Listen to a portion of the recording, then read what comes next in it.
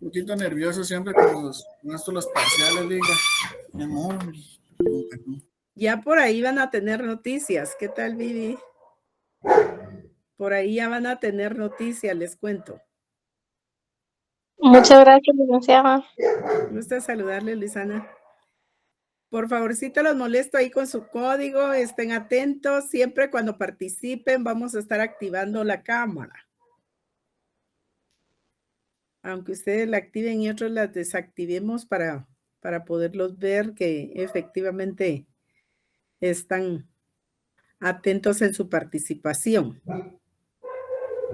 Ay, eso quisiera yo, Héctor. Ay, mire, por ahí le tengo una deuda, licenciado.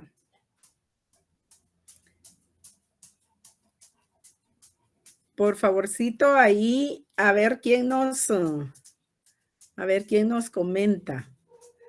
Qué bueno si pueden activar algunos sus cámaras, por favor.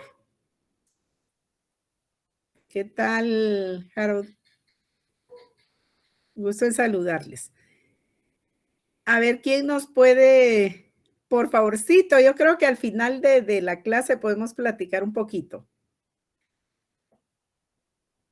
A ver quién nos comenta cuáles son los elementos personales, reales y formales del contrato de suministro.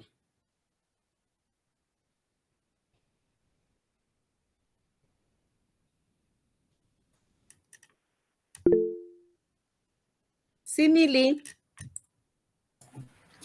Sí, buenas noches, licenciada. Bueno, los elementos personales son el suministrador y el suministrado. Los elementos reales son el bien o el servicio, el precio por el bien o servicio. Y el elemento formal existe la libertad de forma, pero regularmente se da mediante formulario.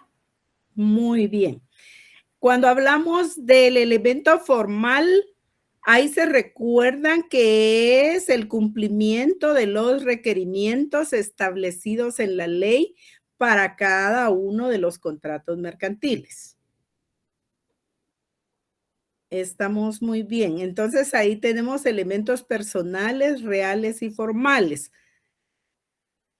Encontramos que hay una periodicidad o una continuidad para prestación de servicios o entrega de bienes en el caso del contrato de suministro. Por favorcito, por ahí nos habíamos quedado en un plazo para poder denunciar el contrato o avisar con anticipación que no podemos tener el cumplimiento de las obligaciones contraídas en ese contrato. Alguien que por favor nos lo lea, está en el 712. Artículo 712.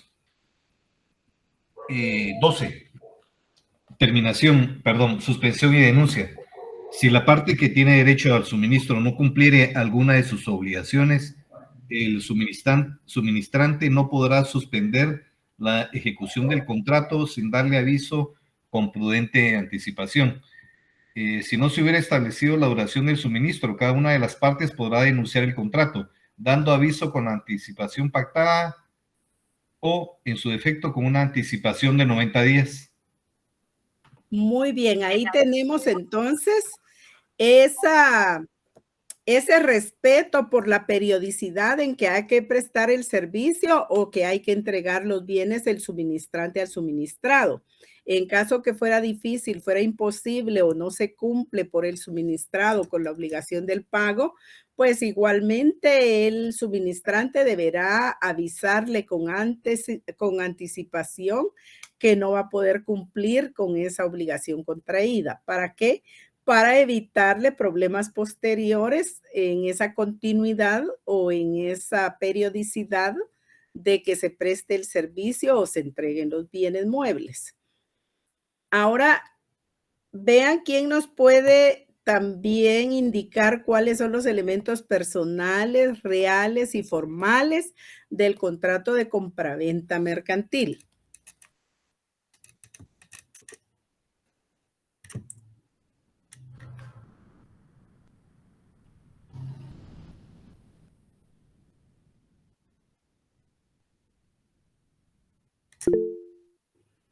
Sí, Víctor Alejandro, usted ya nos había pedido la palabra, yo creo. Buenas noches, Ligda. Sí, los elementos personales son el vendedor y el comprador. Los reales, pues serían los elementos, la cosa y el precio. Y los formales, el contrato de compraventa, pues según varía la mercancía enajenada. Estamos entonces en los elementos personales, el vendedor y el comprador. ¿Sí? Los elementos reales, la mercancía de cambio, que es la prestación, y el precio en dinero, que es la contraprestación. ¿Cuál será entonces el elemento formal?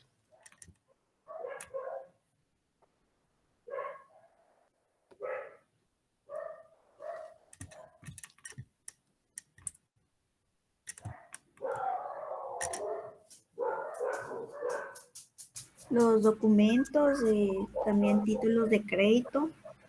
Que un ejemplo de título de crédito puede ser la factura cambiaria.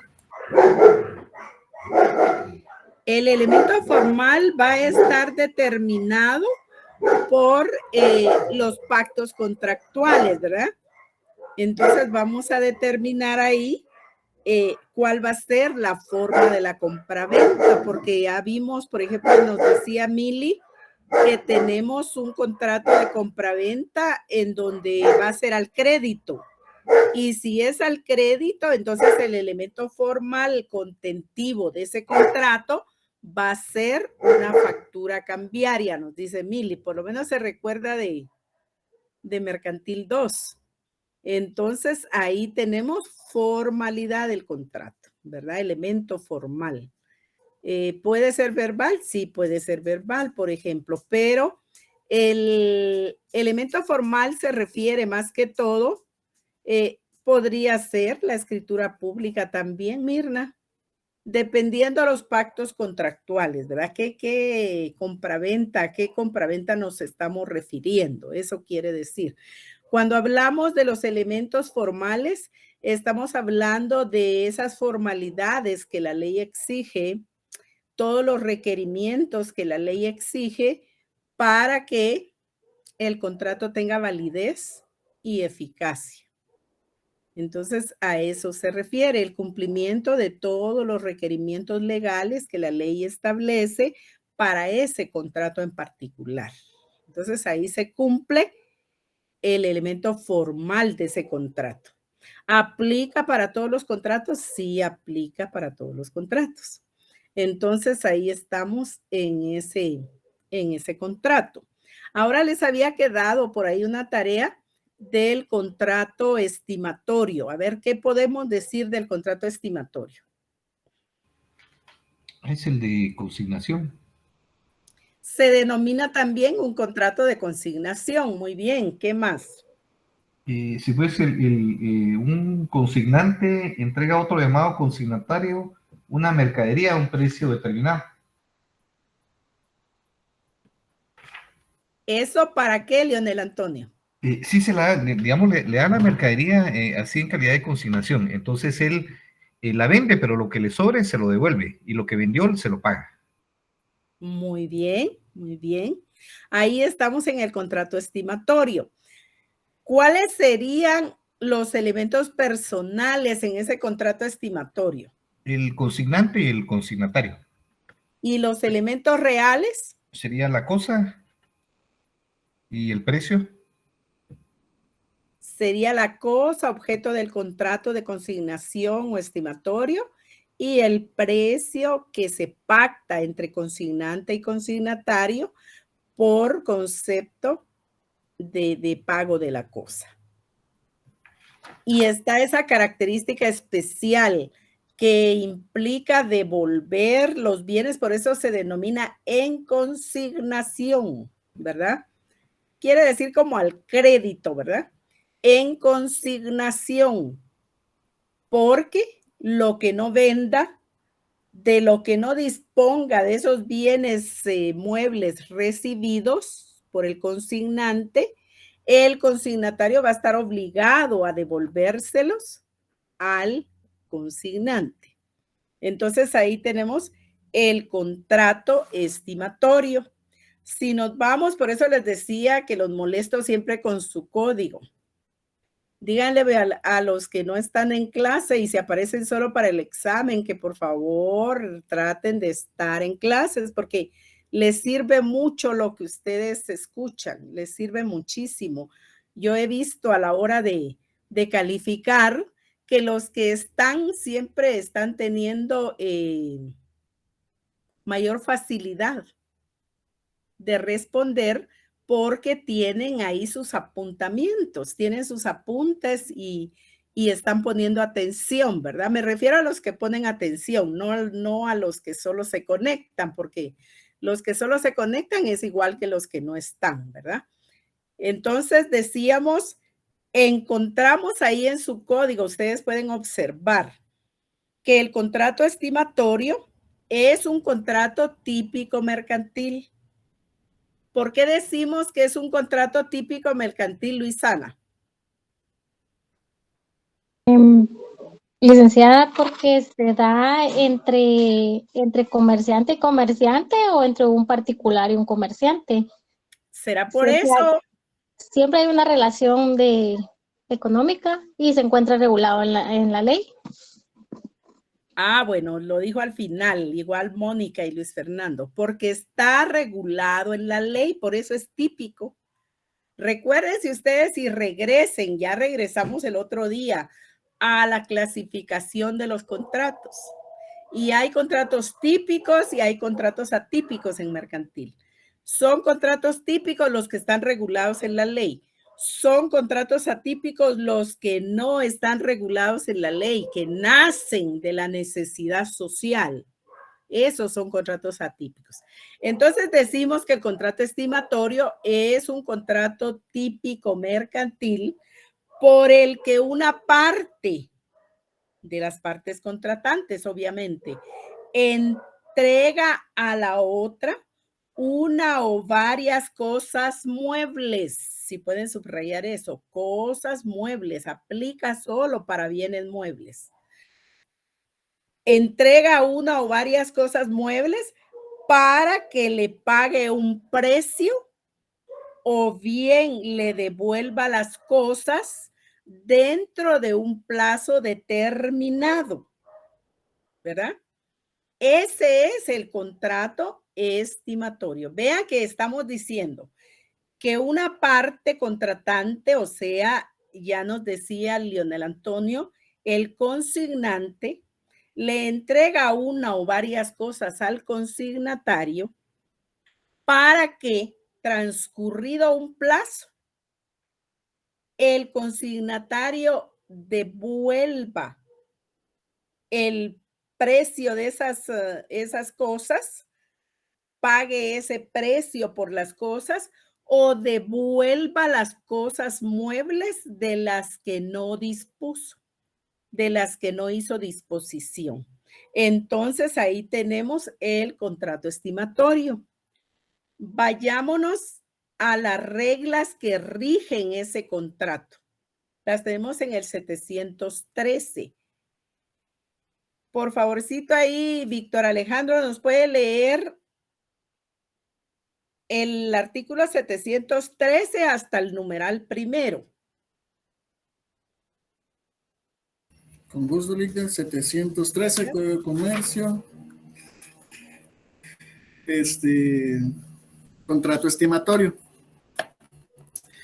El contrato estimatorio por el cual una parte entrega a la otra una o varias cosas muebles para que le pague un precio o bien le devuelvan las cosas dentro de un plazo, se regirá por las siguientes reglas. Primero, el consignatario no quedará liberado de la obligación de pagar el precio de lo recibido, porque sea imposible su total restitución, aún por causa que no le sean imputables. Muy bien. Víctor Alejandro, ¿cómo comprende usted ese numeral primero? En un momento, pues.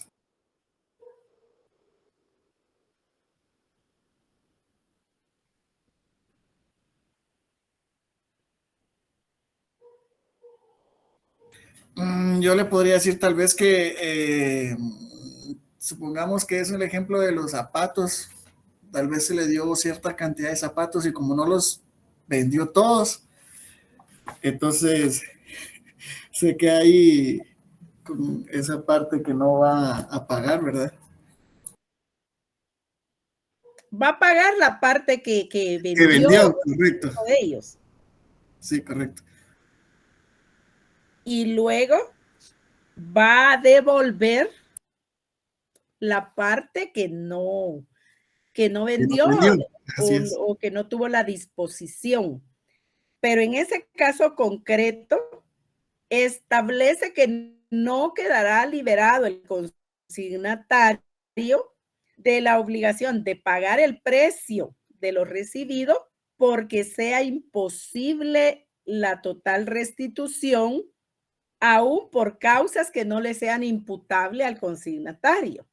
Entonces, no pudo disponer de ellas, pero no las puede restituir porque se destruyeron, por ejemplo.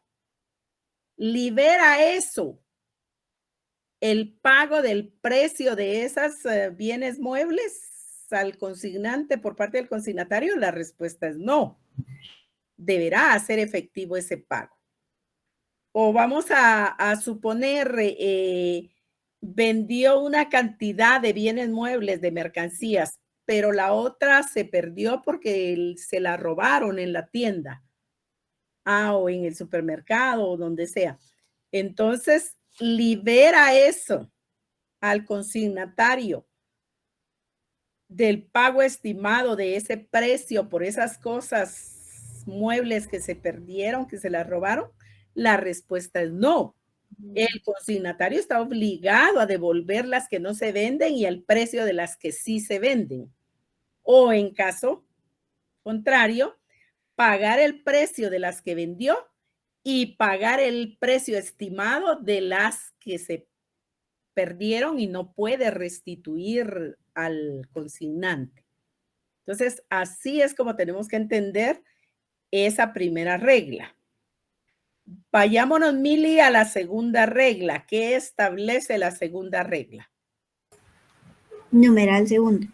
El consignatario podrá disponer válidamente de las cosas, pero éstas no podrán ser embargadas por los acreedores de aquel mientras no haya sido pagado el precio. ¿Cómo entiende esta regla, Mili?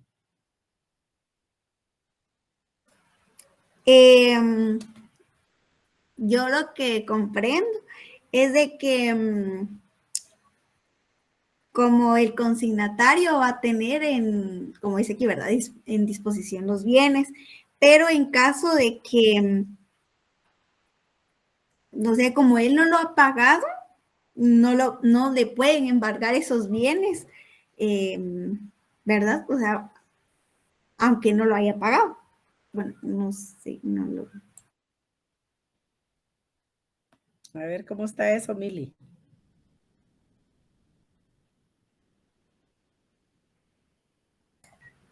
Bueno, licenciada, no, un ejemplo, ¿verdad?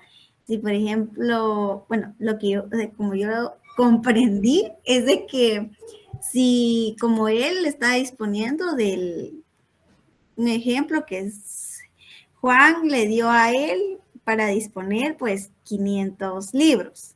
Entonces, no le pueden embargar esos libros, aunque no le haya pagado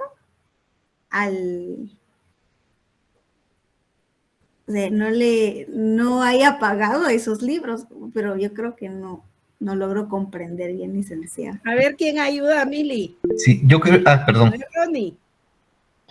Gracias, licenciada. Buenas noches. Considero que en este caso, si la persona tiene una mercancía en consignación y esta por alguna situación económica le están embargando parte de su mercadería o deudas o están ejecutando alguna deuda, esas mercancías que están en consignación de conformidad con la ley no pueden ser objeto de embargo o de liquidación para cobrar una deuda al consignatario. Porque por la misma ley lo está defendiendo, en este caso en la regla número 2. Gracias. Ahora sí, Mili. Gracias, Ronnie. Sí, ya comprendí, licenciada. Ahí estamos bien, Mónica. ¿Y usted por qué no habla? Si lo que dice está bien.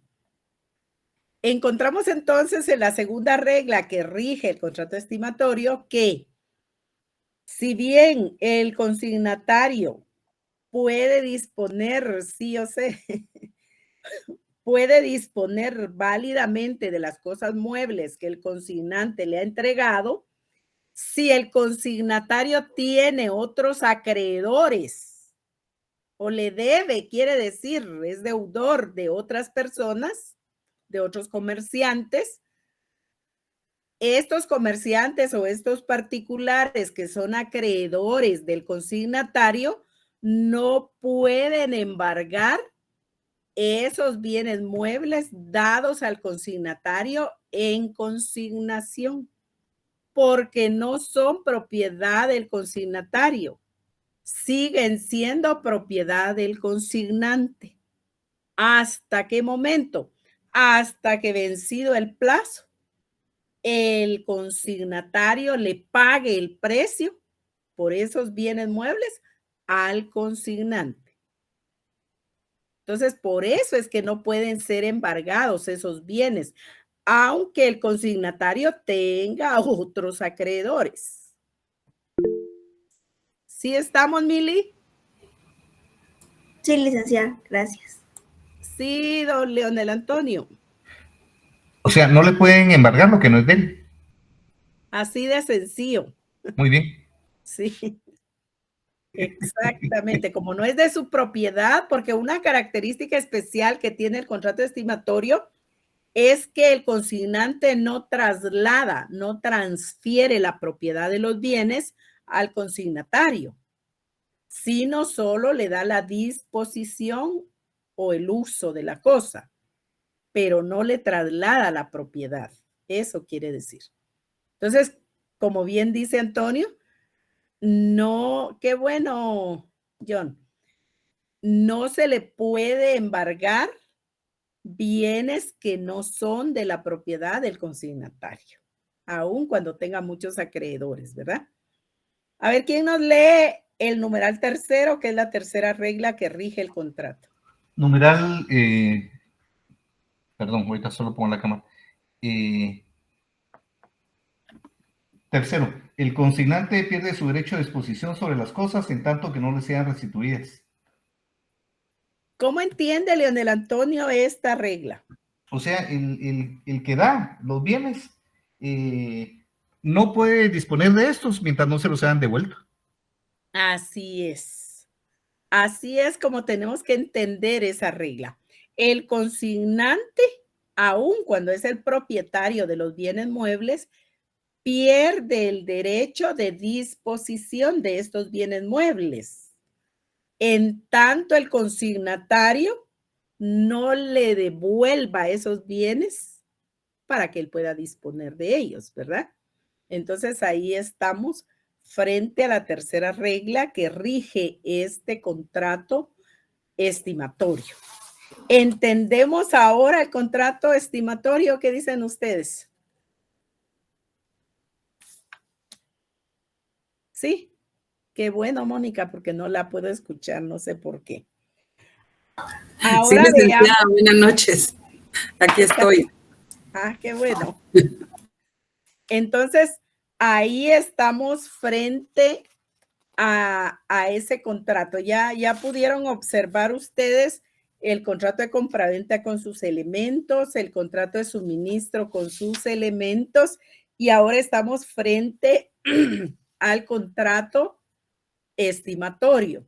Ya decíamos que el contrato estimatorio es un contrato típico mercantil por el que una parte entrega bienes muebles a otra parte para que, transcurrido un plazo, se le devuelva los bienes que no fueron vendidos, no fue dispuesto de ellos por parte del consignatario al consignante más el precio de los que sí fueron vendidos, ¿verdad? Entonces, una parte de bienes se le restituye al consignante y otra parte que haya sido vendida se le entrega el precio en dinero. Si toda la cantidad de bienes muebles fue vendida, pues se le va a entregar todo el precio. Una característica bien importante entre consignante y consignatario es que determinan entre ambos el precio que el consignatario va a dar en el mercado, va a ofrecer esas cosas muebles en el mercado, de manera tal que no sean precios tan fuera de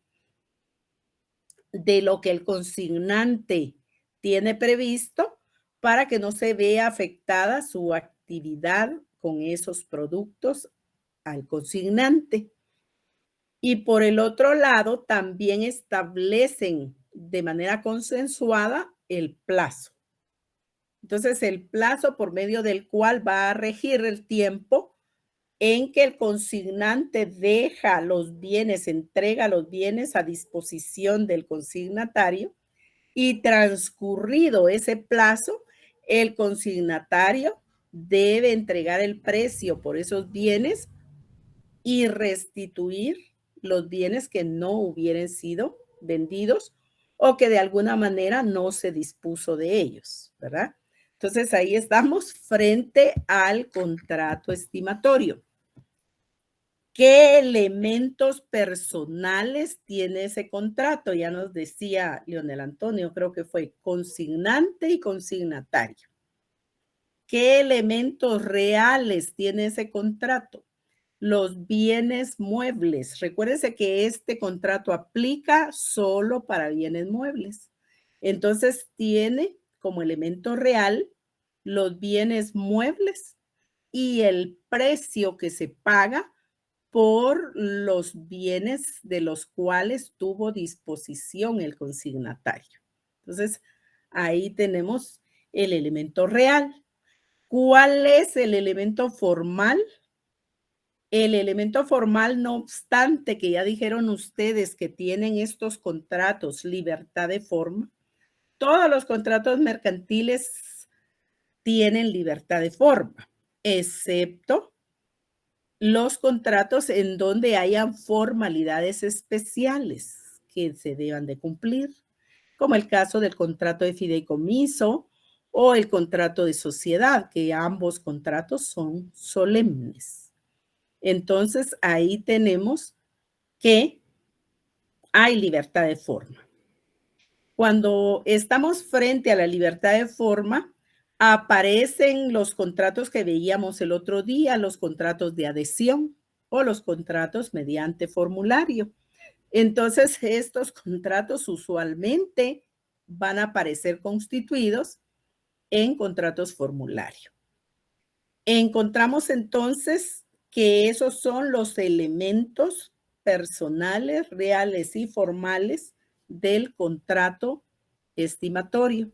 Ahora vayámonos a las características. ¿Qué características cumple ese contrato? En principio, ya les decía, es un contrato típico porque está regulado en la ley. Es un contrato nominado porque tiene un nombre. Se le denomina contrato estimatorio o por consignación. Así lo denomina la doctrina. La ley lo denomina estimatorio.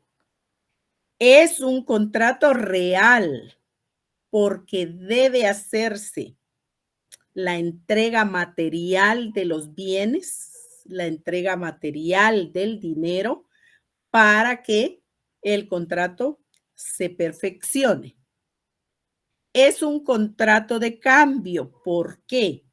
Porque se procura la circulación de las cosas, de los bienes muebles, dando un bien por otro, ¿verdad? Se da el bien mueble por dinero. Entonces, ahí estamos frente a un contrato de cambio. Hablamos que es un contrato duradero. es decir, un contrato de tracto sucesivo, porque se da en el transcurso del tiempo.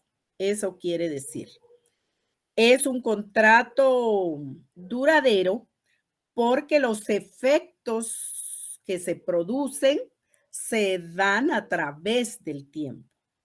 Entonces, por eso decimos de tracto sucesivo o contrato duradero.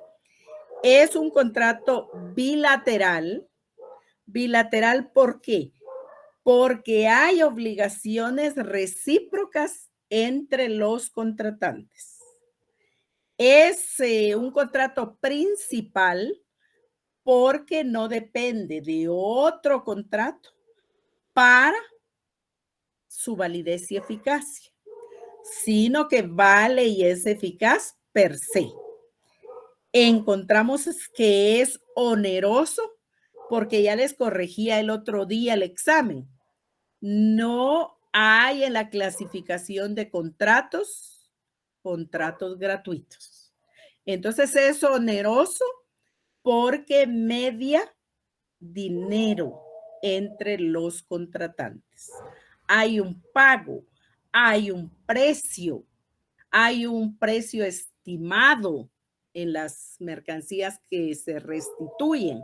Entonces, ahí estamos frente a un contrato oneroso. Entonces, vean ustedes, esas son características del contrato estimatorio, que no obstante que se los dejé ahí de tarea, parece que no les dio tiempo.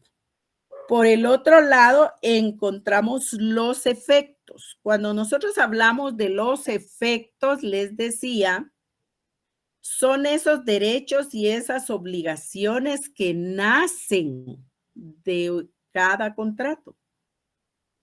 Cuando les preguntemos los efectos, quiere decir derechos y obligaciones que nacen de este contrato, de cada uno de los contratos en particular. Encontramos que el consignante tiene la obligación principal de entregar las cosas, los bienes muebles, objeto del contrato, al consignatario, ¿sí?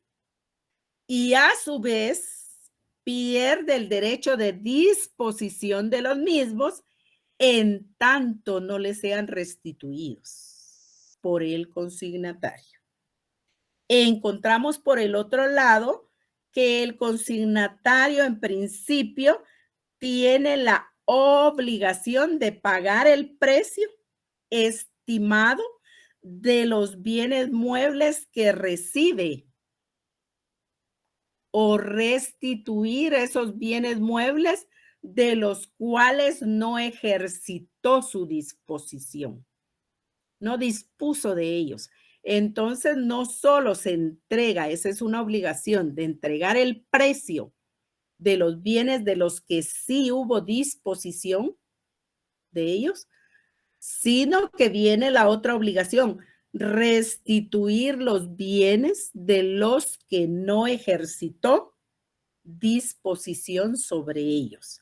Entonces, esa es obligación del consignatario al consignante una vez vencido el plazo establecido en el contrato estimatorio.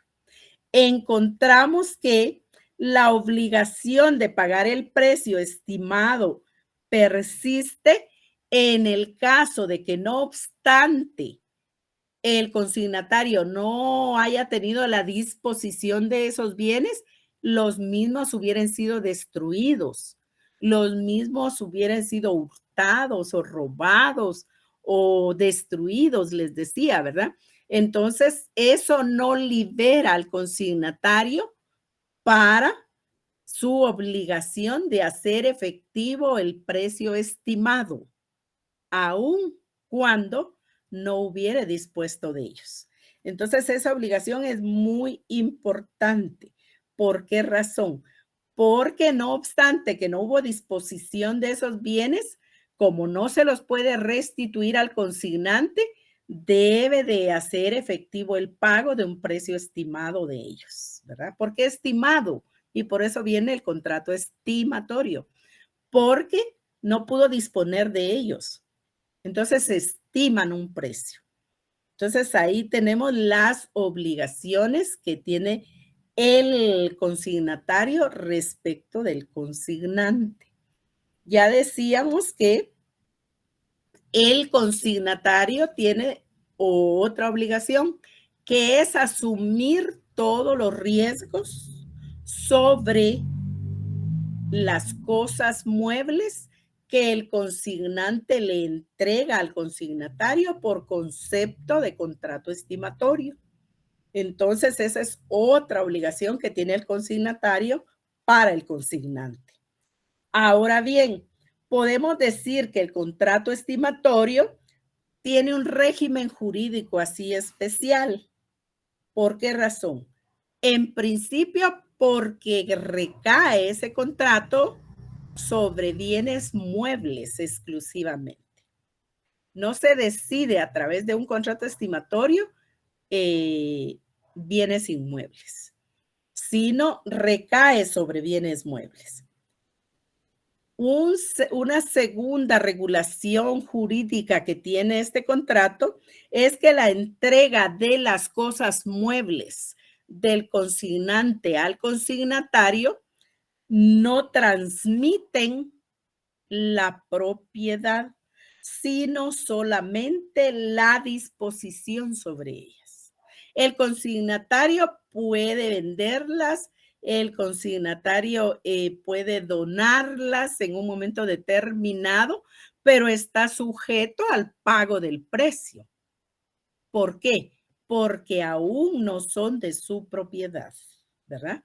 Entonces, una característica específica en el régimen jurídico del contrato estimatorio es que no se transfiere la propiedad de las cosas muebles que el consignante entrega al consignatario. Por eso es que no se le pueden embargar, aunque hayan acreedores, ya nos decía Mili, porque no son propiedad del consignatario. ¿Y por qué razón? Porque la entrega de la cosa no transmite la propiedad de consignante a consignatario. Encontramos que obliga a la restitución en caso que no se haya dispuesto de la cosa. Eso significa que el consignatario está obligado a restituir las cosas muebles cuando no se dispuso de ellas, ¿verdad? ¿A quién se las va a restituir? Al consignante que fue quien se las entregó. En caso de que no haya dispuesto de las cosas, hay obligación de entregar un valor estimado. Ya les decía, si se destruyen, si se pierden, entonces está obligado a restituir un precio estimado. Y finalmente, hay extinción del contrato. ¿Cuándo se extingue el contrato estimatorio? Se extingue cuando se da el vencimiento del plazo. O si fuere con anterioridad, una vez entregado el precio y restituidas las cosas muebles, entonces se da por disuelto el contrato. Entonces ahí estaríamos terminando ese contrato estimatorio. ¿Alguna inquietud, alguna pregunta, alguna duda? Sí, Leonel Antonio. Que si paga antes se termina también. Como tiene un plazo, pero si él antes dice ya lo tengo y se lo Pero pago. si antes usted ya vendió toda la mercancía, se termina el contrato. Ah, bueno. A menos que usted decida que usted quiere más, ¿verdad? Entonces, porque ya decíamos, es un contrato duradero, es de tracto sucesivo. Entonces, usted resuelve ese contenido contractual de primicia, pero le van a hacer entregas recurrentes. ¿Cómo no? ¿Y cuándo se concluye? Cuando ya usted entregue el precio, ya se termina el plazo, o ya usted dispuso de toda la mercancía y dice ya no más. Entonces ahí hay también extinción del contrato. Muy bien. Otra pregunta, inquietudes, comentarios que ustedes hayan investigado.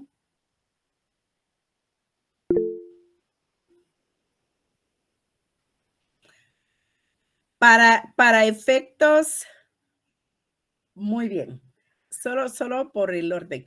Para efectos del impuesto, recuérdese que el impuesto al valor agregado va incorporado en el precio, ¿verdad?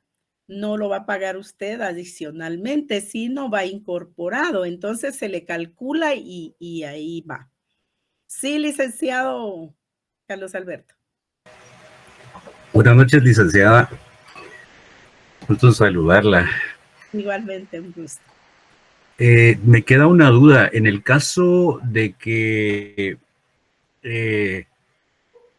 haya una falta de pago o la devolución de los bienes muebles, ¿el consignante puede proceder a exigir el pago a través de una acción? ¿En qué vía se puede plantear este tipo de procesos, licenciada? Si nosotros nos vamos al 1039, el 1039 es el juicio tipo por excelencia en materia mercantil. Establece que lo vamos a tramitar cuando no hubiera establecida una vía procesal con especificidad en la norma. Lo vamos a hacer a través del juicio sumario mercantil. Por ahí tenemos, anteriormente encontraba uno rápido, el 1039, porque ahí se terminaba el código, ahora ya no. Si ustedes leen el 1039, ahí dan inicio en el título único los procedimientos mercantiles. Establece el 1039 la vía procesal, a menos que se estipule lo contrario en este código. Todas las acciones a que dé lugar su aplicación se ventilarán en juicio sumario. Salvo que las partes hayan convenido someter sus diferencias a arbitraje, o sea, medios alternativos de solución de conflictos, en cuyo caso prevalecerá el acuerdo arbitral sobre cualquier proceso o vía judicial señalada específicamente en este código o en otras leyes de naturaleza mercantil. Ahí estaría la respuesta, estimado licenciado. Muchas gracias, me queda claro. Ahora cuando nosotros, por ahí voy, don Leonel Antonio. Ahora vea, cuando yo les decía una parte de la norma, que a menos que se estipule lo contrario en este código.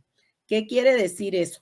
Que hay normas que establecen específicamente una vía procesal diferente. Pongamos un ejemplo. Si ustedes se van al 364, yo creo, del Código de Comercio, ahí van a encontrar la competencia desleal. Y ahí esa norma establece que la competencia desleal se tramitará en juicio ordinario. Entonces no podemos aplicar el 1039 porque la ley establece una vía procesal diferente, ¿verdad? A eso se refiere esa parte del 1039. Pero respondiendo concretamente a su pregunta, sería a través del juicio sumario. Perfecto, gracias, licenciado. Sí, don Leonel Antonio. Sí, solo como hacía el comentario de que se habíamos investigado un poquito más, que en el estimatorio cuando se trata de maquinarias o de vehículos que tienen algún registro, es necesario hacer una escritura pública y registrarla en el registro de la propiedad. Porque son bienes muebles registrables. ¿Cómo no? Es por eso. Y una vez son bienes muebles registrables, eso está en el Código Civil, debe constituirse en escritura pública, ¿verdad? Por las cuestiones registrales que hay que compulsar testimonio con su duplicado para efecto del registro. Pero muy bien, Leonel Antonio, así es. Y un comentario así adicional ahí. sé que muchos de los compañeros ya van a ver muy simple lo que les voy a decir, pero quisiera, en honor a Paulo Freire, porque Bueno. dicen que el conocimiento se construye en común, dice, ¿no? Lo que Así sabemos es. lo hemos aprendido de otros. Pues Así es. mi hijo reciente, que es abogado, me corrigió hace unos días. Me dice, papá, no te compliques, me dice, cuando terminen ario es el que recibe, cuando terminen ante es el que da.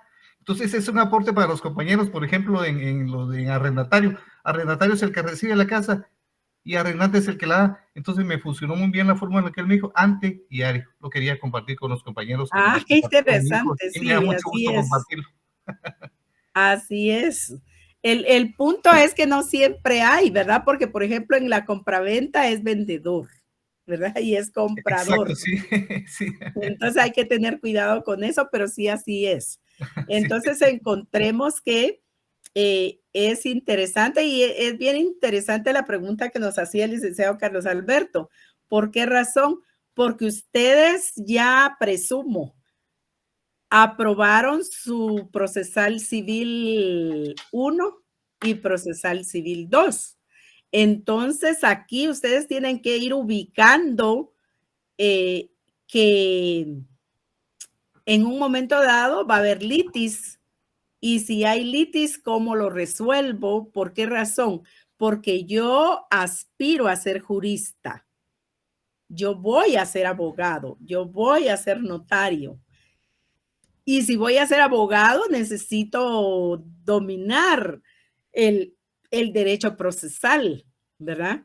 Entonces, todo lo que va en materia mercantil, todo lo que vamos viendo de materia mercantil, en un momento determinado puede llegar al derecho procesal. Cuando hay litis, llega a la mayoría de veces, de casos, al derecho procesal. Entonces es bien importante, es un tip muy importante que nos acaban de dar, de que debemos trasladar todos estos casos sustantivos al derecho procesal en un momento determinado.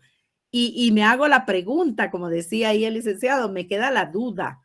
¿Y ahora qué hago? ¿Por dónde lo tramito? ¿Qué voy a hacer? Pues primero ir a la ley, porque ahí está todo, ¿verdad? Y recuérdense que hace sentido que su código se denomina Código Procesal Civil y Mercantil. Entonces usted ya agotó esa parte en ubicación de derecho procesal civil. Usted ya sabe que si hay un divorcio es juicio ordinario, si hay alimentos es un juicio oral, si hay interdictos es un juicio sumario. Ahí estamos hablando de derecho procesal, ¿verdad? Pero, ¿y qué pasa si tenemos un conflicto en la compraventa mercantil? ¿Qué hago como abogado? No me pongo a llorar con mi cliente, sino tengo que buscar una salida, ¿verdad? ¿Qué pasa si me dejan de suministrar el servicio o los bienes? ¿Cómo yo acciono? ¿Y qué pasa, como decía el licenciado, qué pasa si efectivamente nace un conflicto que debe dirimirse ya en el derecho procesal? ¿Por dónde me voy? Si ustedes se van, por ejemplo, a su 157 del Código de Comercio, van a encontrar que en materia de sociedades, las asambleas se impugnan cuando estamos en desacuerdo, algunos de los accionistas o de los socios, en juicio ordinario. Vean ustedes qué difícil es eso. Como ustedes ahí tienen su código, váyanse a ver para ver si yo les estoy diciendo la verdad también. ¿Se lo leo? Por favorcito. Derecho de impugnación es el... Sí, como no, artículo 157, derecho de impugnación. Los acuerdos de las asambleas podrán impugnarse o anularse cuando se hayan tomado con infracción de las disposiciones de la ley o de la escritura social. Estas acciones salvo pacto en contrario, se ventilarán en juicio ordinario. Miren qué importante es eso. Porque digo, bueno, y ahora mi cliente llega y estuvo en la asamblea de accionistas y resultó que está inconforme porque se violentó la ley, pero llegaron a acuerdos de asamblea. ¿Qué hago? Pues plantear un juicio ordinario en contra de quien corresponde, ¿verdad? Entonces, ahí ya la ley me está estableciendo la vía procesal. Les decía, por ejemplo, en el 364, creo que fue que les dije, igualmente tenemos ahí la competencia desleal, yo recuerdo. Y entonces vamos a encontrar que la acción de competencia desleal podrá ser entablada en la vía ordinaria. Y la competencia desleal es materia de propiedad intelectual y de derecho mercantil también. Entonces, ¿cuál es esa competencia desleal? Que estemos siendo desleales al competir unos comerciantes versus otros. Entonces, ahí yo puedo, al salir afectado como comerciante, hacer el ejercicio de la acción de competencia desleal. Ahora la pregunta es, pero ¿dónde planteo eso y cómo? Ah, bueno, pues a través de un juicio ordinario. Y como necesitamos saber cómo es que planteamos el juicio ordinario, nos vamos al artículo 96, que también está en el Código Procesal Civil y Mercantil, y ahí establece qué procedencia tiene el juicio ordinario. Yo lo ubico estos que les he estado ubicando a ustedes, y bueno es que los tengan ahí subrayados para efectos de privado, por ejemplo, y luego entonces nos damos cuenta que esto nos lleva a una primera solicitud, ¿verdad? Para nuestra demanda, y entonces nos vamos al 61 del Código Procesal Civil y Mercantil. Cuando ustedes leen los requisitos del 61, pues ya le empezaron a dar forma a su demanda, ¿verdad? A su primera solicitud. Entonces, así es como el derecho procesal va tomando forma y va resolviendo diferencias, ¿verdad? Entonces, todo nace por la pregunta del licenciado, ¿verdad? Entonces, pero es bueno porque ustedes tienen que ir estudiando derecho sustantivo, derecho procesal, porque tienen que tener esa versatilidad y esa habilidad mental para responder y para hacer integración de normas luego de que las conozcan, las entiendan, las interpreten, pues las van a tener que integrar. Lo que estamos haciendo ahorita es integración de normas. Les decía, el 157, el 364, el 1039, y nos vamos al procesal civil y mercantil, si fueran alimentos, 199, si fuera sumario por interdictos, por ejemplo, estamos en el 229, donde cabe todo lo mercantil en el numeral sexto del 229 del procesal civil y mercantil, y así podríamos seguir yéndonos a todos, ¿verdad? Entonces, con esa versatilidad deben ustedes de aprender. Por eso es necesario que tengamos todas nuestras leyes.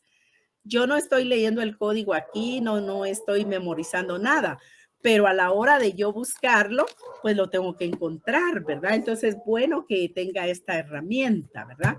Entonces ahí es como estudiamos de mejor manera y con completud el derecho, ¿verdad? ¿Alguna otra pregunta al respecto? ¿Alguna inquietud?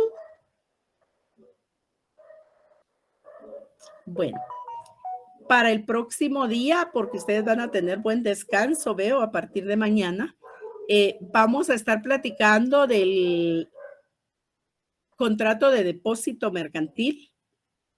El contrato de depósito lo van a encontrar ustedes en 3 vertientes. El contrato de depósito bancario, para eso estudiamos el Código de Comercio y la Ley de Bancos y Grupos Financieros. Está el contrato de depósito colectivo de valores y ahí tenemos ese contrato. en la ley del mercado de valores y mercancías. También es un contrato de depósito. Y finalmente, que nos interesa muchísimo más el contrato de depósito mercantil. Y ese lo encontramos en el Código de Comercio y en la Ley de Almacenes Generales de Depósito. Así es que va tomando sentido las leyes que el primer día dijimos que nos iban a servir. Porque hoy estoy hablando de la ley del mercado, estoy hablando de la ley de bancos y estoy hablando de la ley de almacenes generales. Entonces, ahí tenemos 3 y el código 4. Mínimamente deben estudiar eso ustedes para el próximo día y el próximo día de sesión de clase, pues tener todas esas normas ahí cerca para que podamos entender menos difícilmente esta contratación. ¿Alguna inquietud? ¿Preguntas, dudas? Sin miedo, un abogado lo primero que tiene que perder es el miedo. Lo peor que puede pasar es que lo que digamos no es correcto, pero para eso estamos, para aprender lo que sí es correcto.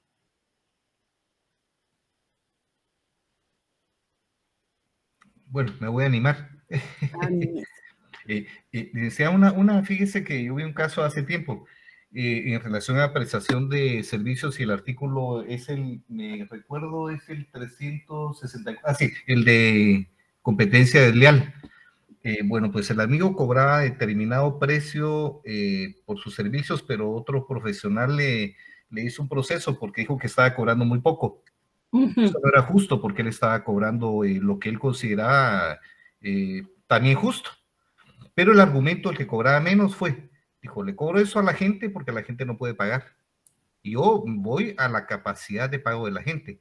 Y estamos en un contexto en que la gente no tiene tanta capacidad de pago. Y sin embargo, él lo que argumentó fue que no, que él tenía que cobrar lo mismo que los demás.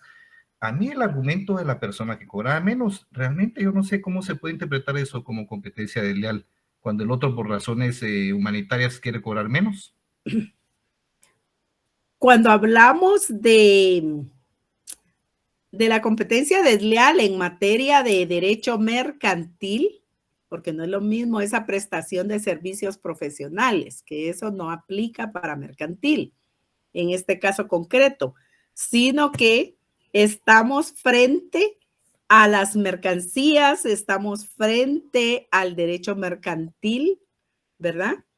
Que tiene como centro, dependiendo de la corriente subjetiva u objetiva del derecho mercantil, que eso ya lo agotaron en Mercantil 1 ustedes, que tiene como centro al comerciante, que tiene como centro a los actos de comercio, o que también tiene importancia el consumidor. Entonces, desde esa perspectiva es que se concibe la competencia desleal, ¿verdad? En actos de comercio más que todo que en prestación de servicios. Porque la prestación de servicios en un momento dado, decía usted, incluso pueden ser gratuitos porque se tiene esa calidad humana, especialmente nosotros, los sancarlistas, ¿verdad? Que tenemos que devolver algo de lo mucho que el pueblo nos ha dado a través de sus impuestos. Entonces, más que todo, la competencia desleal la vamos a ver desde la perspectiva de los actos de comercio, ¿verdad? Y de las mercancías. Entonces, ahí es donde se diluye esa inquietud, ¿verdad? De que obviamente la persona que cobraba menos, pues tenía razón, pero tenía razón por un derecho humanitario, ¿verdad? Cómo no, gracias, licenciada. Muy bien. Para servirle. Bueno, entonces nos vamos a estar quedando aquí. Ahí se recuerdan. Voy a preguntar muchísimo de el contrato de depósito mercantil. Y si nos da tiempo, del contrato de transporte. El contrato de transporte puede ser un contrato de transporte de cosas y un contrato de transporte de personas. Entonces, vamos a estar tratando de agotar esos contratos. Espero que nos dé tiempo porque son extensos. Y si no hay más, entonces que tengan buena noche. Sí, Araceli. Y que descansen mucho. Solo no se nos vayan porque aquí Araceli tiene dudas. Licenciada, ¿solo me podría repetir las 3 leyes, además del código, para tenerlas? Ley de bancos y grupos financieros. ¿Sí? Ley de almacenes generales de depósito.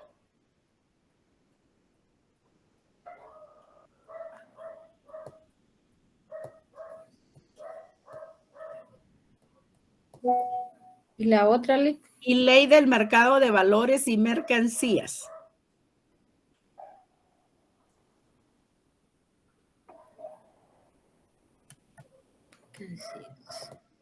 Gracias, Lic. Buenas noches. Que tengan buena noche todos y que descansen, que logren descansar un poquito ahí. Feliz noche, licenciada. Sí, feliz noche, José Carlos, buenas noches y buenas noches para todos. Feliz noche.